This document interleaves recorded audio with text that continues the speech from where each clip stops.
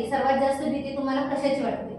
नमस्कार, मी सौ सविता जगताप, भाजपा सरचिटणीस पदी माझी निवड झालेली आहे आणि मी भागात कामं केलेली आहेत. नगरसेविका म्हणून निवडून आल्यावर भीती कशाची वाटणार नाही, कारण की कामं ही जनतेच्या करण्यासाठी नगरसेविका म्हणून निवडून दिलेलं असते.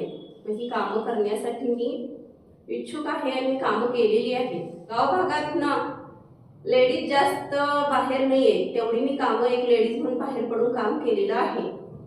उदाहरणार्थ KYC असू दे किंवा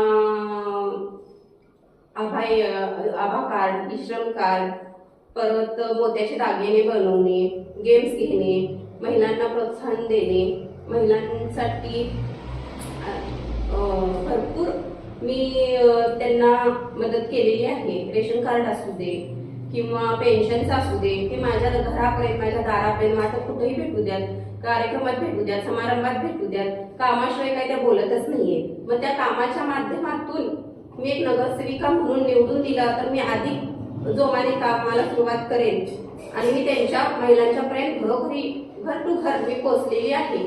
आणि जर मी नगरसेविका झाले तर अधिक जोमाने मला पक्षाची ताकद लागेल आणि मी काम करेन. तुमच्या प्रभागातील सर्वात मोठी समस्या कोणती? सर्वात मोठी समस्या पाण्याची आहे आणि तरुण पिढी, युवा पिढी ही कुठेतरी भरकटत चालल्या. लहान मुलांच्यावर संस्कार होणे पण गरजेचे आहे. आता बघायला तुम्ही लहान मुलींच्यावर बलात्कार वगैरे केसेस चालू आहेत, हे कुठेतरी रोखायला पाहिजे. हे रोखण्यासाठी आतापासूनच आपण युवा पिढीवर चांगले संस्कार करायला पाहिजे, हे रोखायला पाहिजे. तरुण पिढी नशेच्या आहारी चालल्या, दारूच्या व्यसनीत चालल्या, बिघडत चालल्या तरुण पिढी. हे कुठेतरी रोखण्यासाठी आपण काहीतरी कार्य करायला पाहिजे.